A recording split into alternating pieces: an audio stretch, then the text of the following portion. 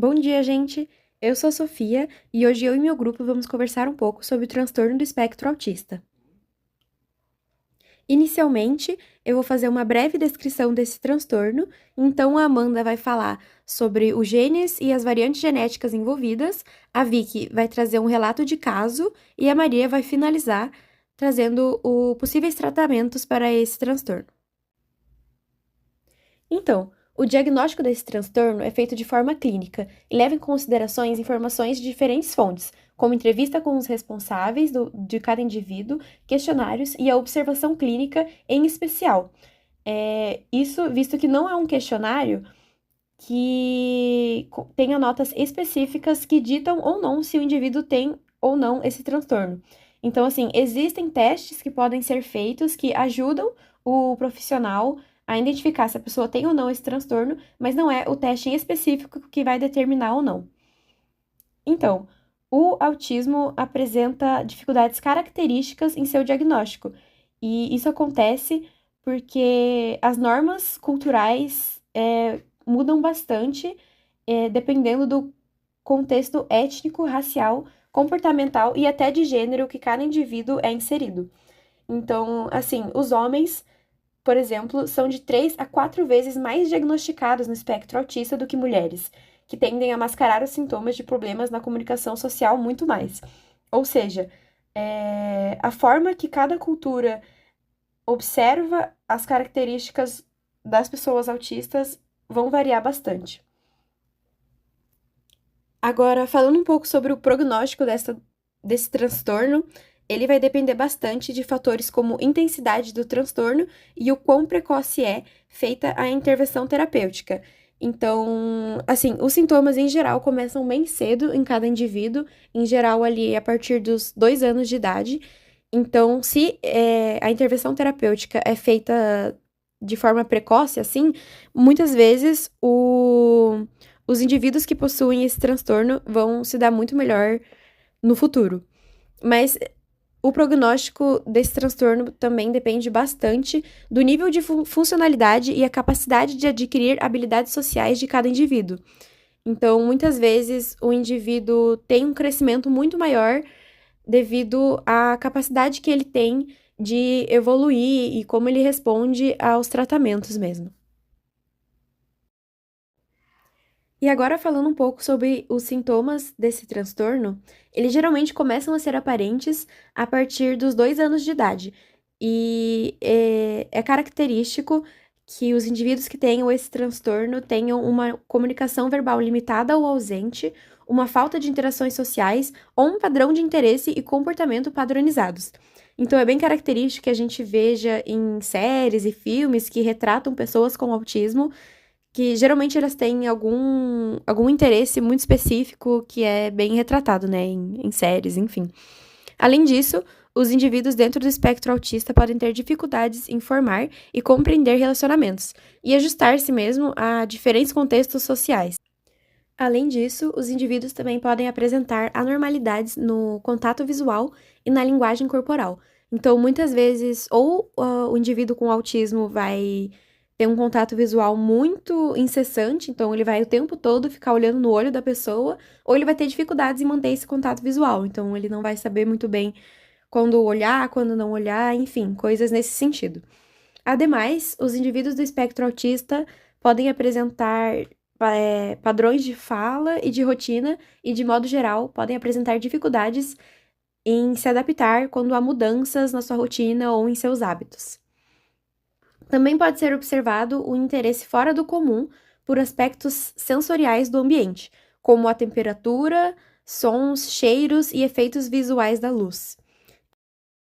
E esses sintomas devem estar presentes nos estágios anteriores do desenvolvimento, apesar de possivelmente só se manifestarem depois na vida da pessoa, mas eles sempre, de alguma forma, estão lá nos estágios anteriores do desenvolvimento, se a pessoa é um indivíduo no espectro autista, né?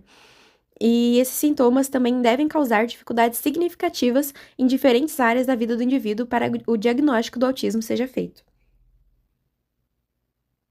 E agora, sobre o tratamento, ele pode ser feito de forma medicamentosa ou por meio de terapias, e enfim.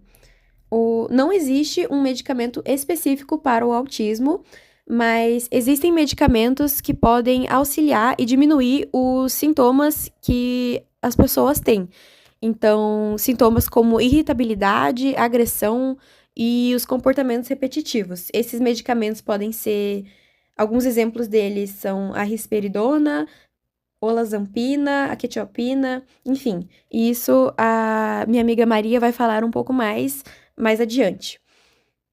Agora, em relação a o tratamento psicoterápico, ele pode ser feito com diferentes abordagens da psicologia, mas uma que é bastante comentada é por meio da terapia e a abordagem comportamental, porque possui bastantes estudos sobre intervenções intensivas em crianças com autismo, e, enfim, através da análise comportamental aplicada, que é chamada a APA, né? Que utiliza do reforço positivo, da análise funcional, da modelagem, da generalização, enfim, várias desses meios que auxiliam o indivíduo mesmo a adquirirem novas habilidades sociais. E da minha parte é isso. Continuando nossa apresentação, eu sou Amanda Souto Cordeiro, fiquei com o tópico 2, genes e variantes genéticas envolvidas. Primeiramente, eu vou falar sobre quais genes envolvidos na manifestação do autismo. O TEA, ele possui forte componente genético e mais de 90% dos casos são hereditários. No TEA tem diversos genes envolvidos e eles se destacam por desempenharem funções críticas no desenvolvimento neurológico, na conectividade sináptica e na transmissão neuronal. Bem, como são vários genes, eu selecionei apenas 12 aqui para discorrer um pouquinho sobre. Eu vou falar sobre o SHANK3 primeiro, que é um gene que codifica uma proteína crucial para a estabilidade e formação das sinapses, com impacto significativo na plasticidade cerebral. E quando ocorre uma mutação nesse gene, pode afetar a morfologia das espinhas dêndricas e reduzir a transmissão sináptica, que eu vou falar um pouquinho mais para frente. Também tem o SLC6A4, que codifica o transportador de serotonina, que regula a captação de serotonina nas sinapses, implicando alterações neuroquímicas em indivíduos com TEA. Também tem o REL-N, relacionado à migração neuronal durante o desenvolvimento cerebral. O ITGB3, associado à adesão celular e formação de conexões neuronais. O FMR1, que é associado a mutações do X frágil, que eu também vou falar um pouquinho mais para frente. O MECP2, que apresenta a sobreposição fenótipa com o TEA quando tem mutação na síndrome de Rett.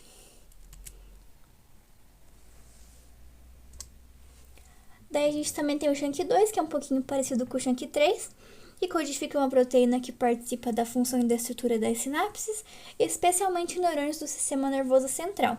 Essas proteínas, elas são componentes essenciais no complexo pós-sináptico, porque a presença delas é importante para a plasticidade e estabilidade das conexões entre neurônios, né? Daí também tem o ALTS2, que está ligado ao desenvolvimento do cérebro e a processo de regulação gênica. Ele é um dos principais ativadores da transcrição e regulador do desenvolvimento. Tem também o CNT-NAP2, que regula processos na formação sináptica e no desenvolvimento da fala e linguagem. Ele também está envolvido na comunicação entre neurônios. E quando ocorre uma mutação nesse gene, a pessoa fica mais suscetível a desenvolver o TEA, né? Ele está associado com atraso no desenvolvimento da linguagem, na comunicação e comportamentos repetitivos, que são características do TEA. Também tem o TBR1, que impacta a conectividade neuronal e o desenvolvimento cortical. Ele é importante porque ele diferencia os neurônios, alterações em suas expressões e estão associadas à dificuldade na comunicação e interação social. Novamente, um comportamento característico do TEA, né? O NLGN4X, que codifica uma proteína fundamental para a formação e a manutenção de sinapses funcionais, a neurolignina, né? Mutações nesse gene afetam habilidades sociais, assim levando a padrões de comportamentos repetitivos, novamente uma característica do TEA. o UB3A, envolvido na plasticidade sináptica e relacionado ao desenvolvimento neurológico. Agora eu vou falar E para um pouquinho encerrando, sobre quais plasticidade variantes sináptica. genéticas que causam ou aumentam a probabilidade de ocorrência do TEA, né? Primeiramente, eu vou falar sobre o CNVS, ou Copy Number Variation, que, bem, são deleções, duplicações de regiões genômicas, como 15q1113, que é associado a epilepsia infantil e TEA, e o 16p11.2, que é frequentemente duplicada ou deletada em casos de autismo, né? Daí aqui eu coloquei uma fotinho do CNVC, Copy Number Variation, né? O indivíduo 1, o indivíduo 2 e o indivíduo 3. Daí aqui tem o cromossomo da mãe, o cromossomo do pai, o número de repetições, né? E aqui o segmento. Também tem a mutação no SHANK3, que é uma das mais importantes, pois afeta diretamente a estrutura das sinapses e está associado a manifestações graves de autismo, porque ele inclui dificuldades na comunicação e comportamentos repetitivos.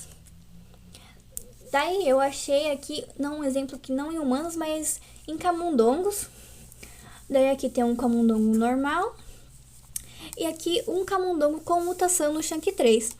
E nesse experimento foi possível ver que quando o camundongo teve essa mutação no SHANK3, ele apresentou comportamentos repetitivos, alterações na comunicação e meio que imitando comportamentos do TEA em humanos, né?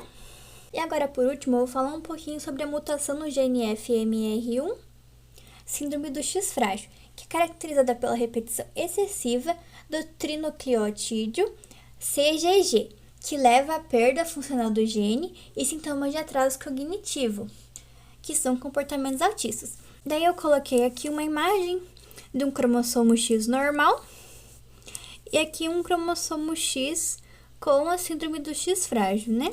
E daí que a gente consegue perceber a diferença aqui e aqui.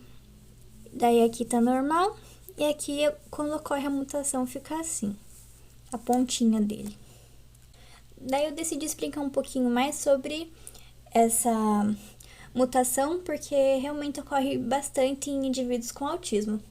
Bem, ocorre por alteração no gene FMR1, como eu já falei, localizado no cromossomo X. E é bem mais frequente em homens, em torno de 1 para cada 4.000 homens e de 1 para 6.000 mulheres. Então é bem mais raro ocorrer em mulheres, porque está localizado no cromossomo X, né? A síndrome é caracterizada por deficiência intelectual, que pode ser leve, moderada ou grave, déficit de atenção, ansiedade, comportamento inquieto, irritabilidade, estabilidade emocional, prejuízo na comunicação e interação social, epilepsia em aproximadamente 20% dos casos, atraso de desenvolvimento neuropsicomotor e comportamentos repetitivos. Se a gente parar para analisar, muitas dessas características estão presentes no TEA também. Aproximadamente metade dos casos de deficiência intelectual ligada ao cromossomo X correspondem à síndrome do X frágil. E dessa forma, é essencial que os médicos levantem suspeitas, né, sobre essa condição quando a criança apresenta deficiência intelectual e pode estar ou não ligada ao autismo. Daí eu peguei esse caso aqui, que é da Sabrina Mugiati e do filho dela, o Jorge, que no caso, ele em especial tem autismo e a síndrome do X frágil. Eu coloquei algumas fotos dele aqui e é bem interessante pesquisar sobre, que ela tem vários relatos legais sobre como é ser mãe de um menino que tem tanto autismo quanto a síndrome do X frágil. Mas eu não vou me aprofundar muito sobre. E bem, por último, eu vou descrever uma dessas variantes e por que ela é causal. Eu já expliquei um pouquinho sobre a síndrome do X frágil, mas eu achei importante também falar sobre o gene SHANK3, porque ele é realmente bem importante na manifestação do autismo. Bem, o SHANK3 ele é amplamente estudado devido à sua forte associação com formas graves de autismo.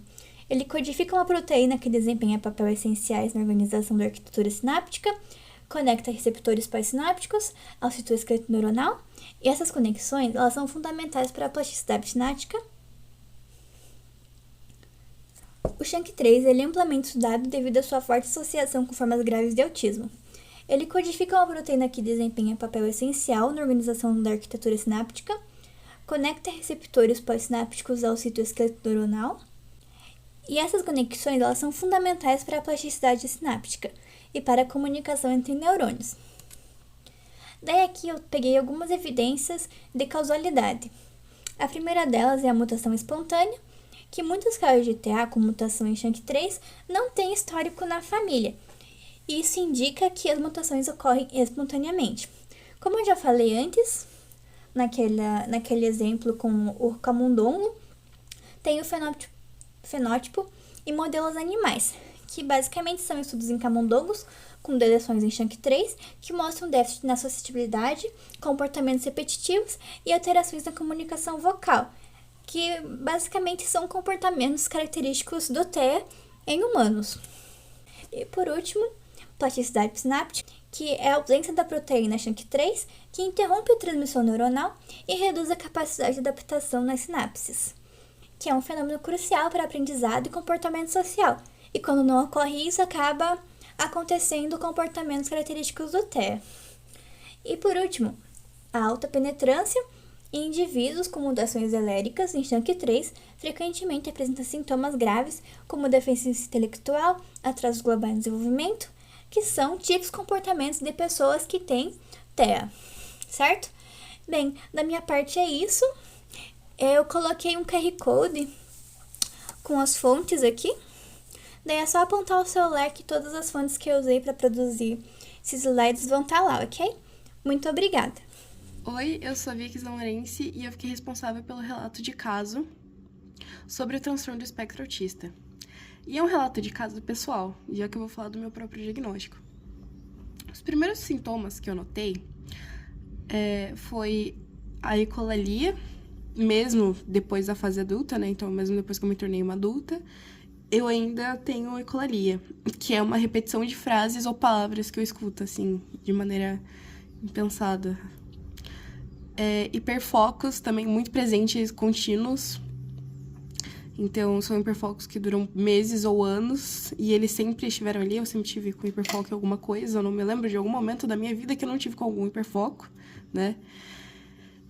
Hiperreatividade sensorial. Eu, por exemplo, tenho muito problema com sensibilidade à luz e com textura. Tanto que eu tenho um óculos que é anti-reflexo.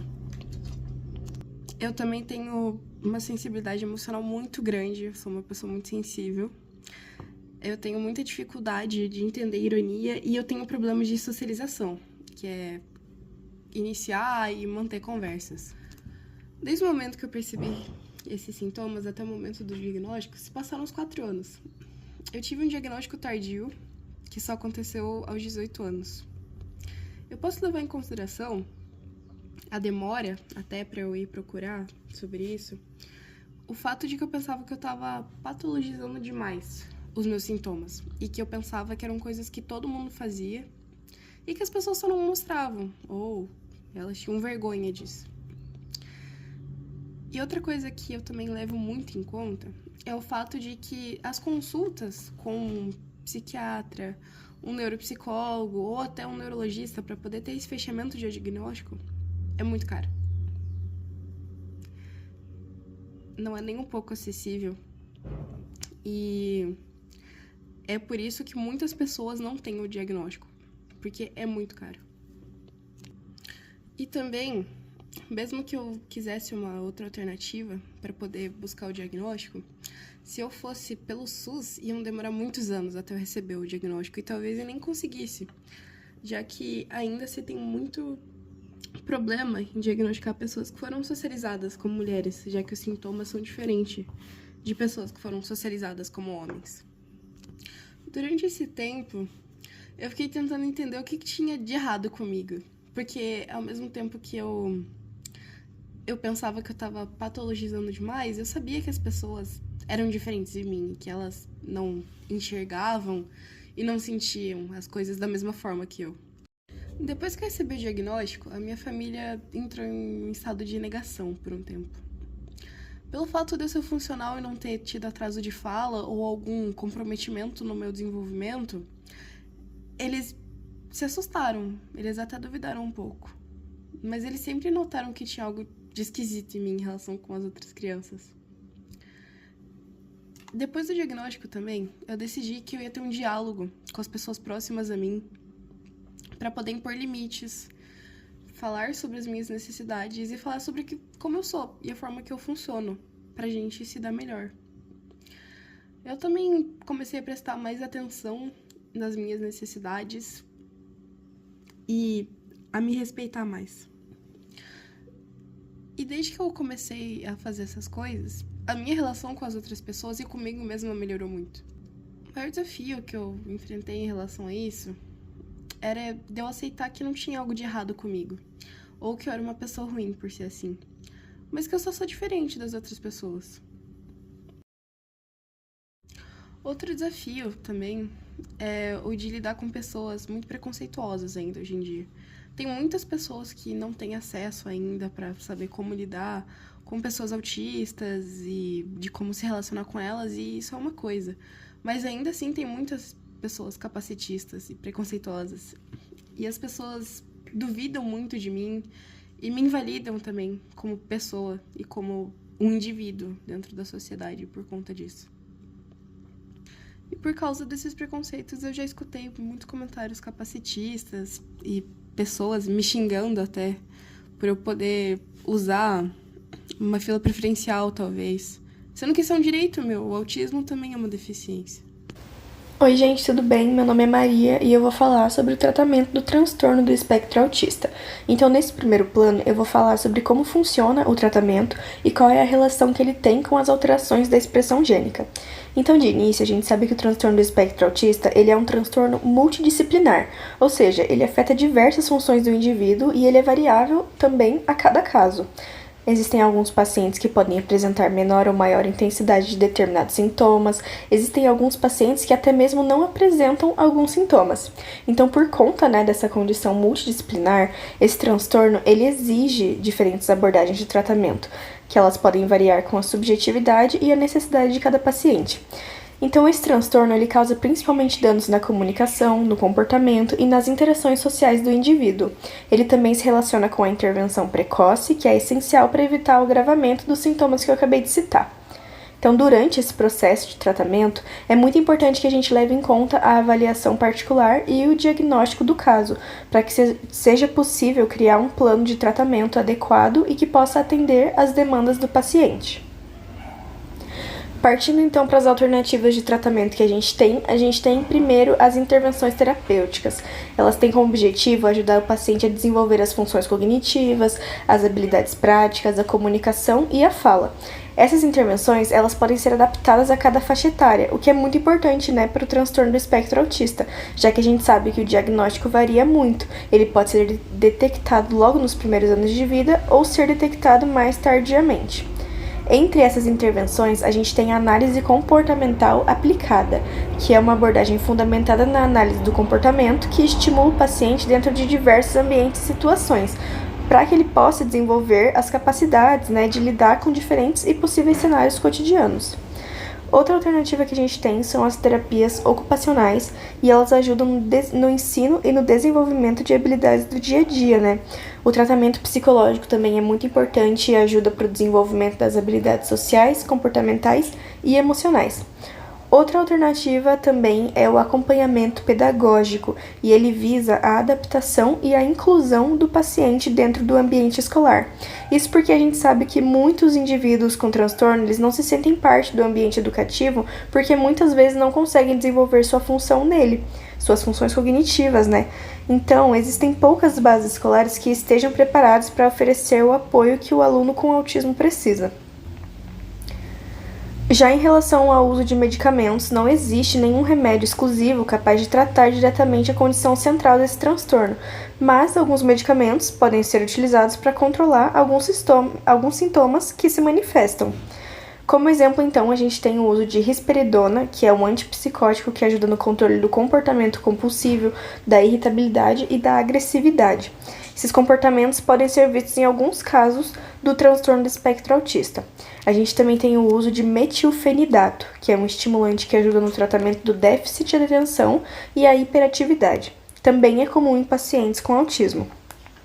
A gente também tem o uso de antidepressivos como sertralina e citalopram, que ajudam no controle da ansiedade, da depressão e dos comportamentos estereotipados. Esses comportamentos são muito comuns em pacientes com o transtorno. Já indo para a relação dos tratamentos com as alterações das expressões gênicas, a gente tem como exemplo o gene SHANK3. Ele é essencial na formação e na manutenção da fenda sináptica, então ele sofre o impacto das terapias pela plasticidade neural e a adaptação das sinapses, que são funções muito importantes para o aprendizado e para o desenvolvimento, de diversos comportamentos e funções do paciente. Outro exemplo que a gente tem é o gene SLC6A4, que codifica o transportador da serotonina e atua através da transmissão de sinapses, e ele é impactado pelos inibidores seletivos da recaptação de serotonina. São medicamentos que às vezes são utilizados no tratamento do transtorno do espectro autista. Então, com esses exemplos, a gente pode perceber que os tratamentos do transtorno eles estão diretamente ligados com algumas alterações das expressões gênicas. Já nessa segunda parte, eu vou falar sobre os tratamentos alternativos e a relação da possível efetividade deles com a regulação da atividade cerebral. Então, o que seriam esses tratamentos alternativos? Tratamentos alternativos são tratamentos não medicamentosos e, como eu falei anteriormente, o uso de medicamentos nesse transtorno, ele só se dá para o auxílio do controle de alguns sintomas. Não existe nenhum remédio que trate a condição central do autismo.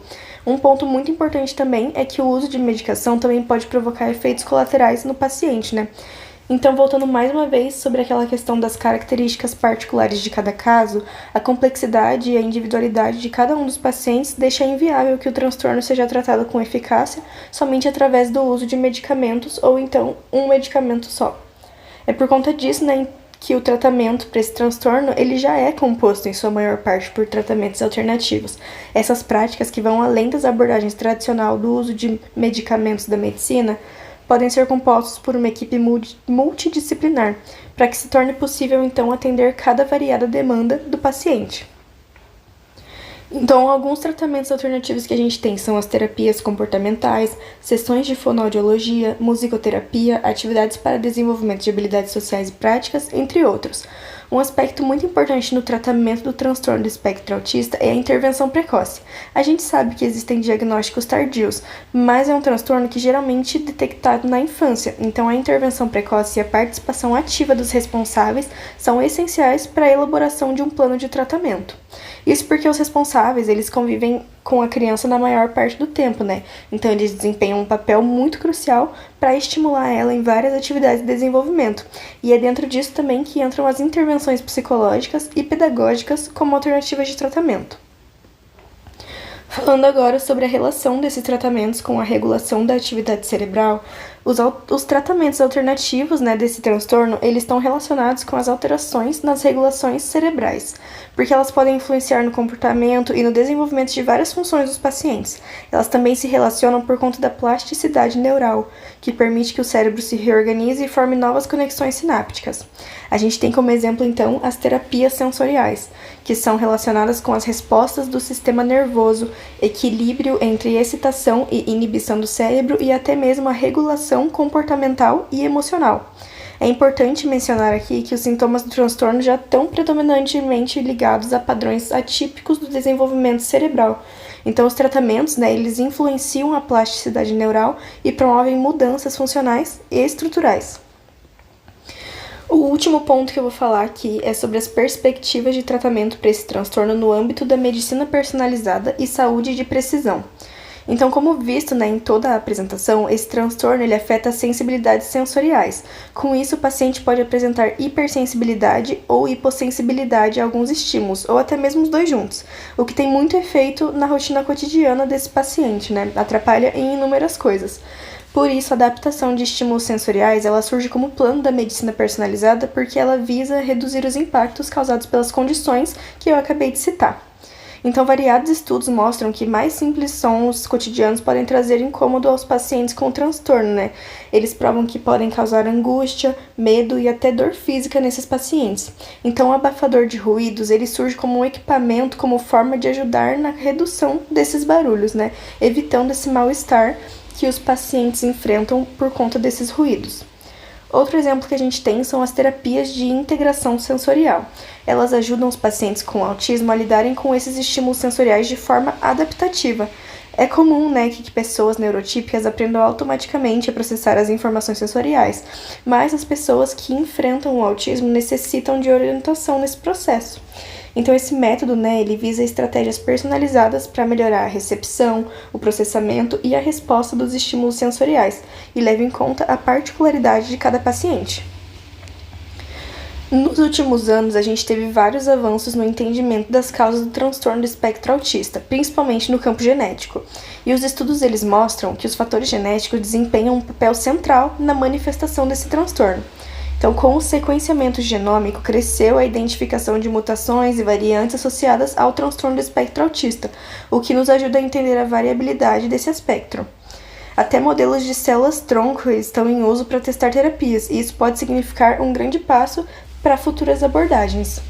A gente tem como exemplo a terapia gênica, como edição gênica com CRISPR, que é capaz de corrigir mutações causadoras de sintomas do transtorno, e esse processo envolve a entrega de um gene saudável nas células com mutações. É importante essa introdução do gene correto, O uso de enzimas para corrigir a mutação do genoma também é um processo, é uma parte desse processo. A utilização da enzima CRISPR para controlar a atividade gênica e o uso de moléculas modificadas para regular a expressão gênica também é muito importante. Então, essas terapias, elas surgem como busca para o avanço no tratamento de condições como o transtorno do espectro autista, e ela oferece potenciais curas e até mesmo reversões desse transtorno. Então, essa foi a nossa apresentação sobre o transtorno do espectro autista, e em nome de todo o grupo eu agradeço a atenção. Obrigada!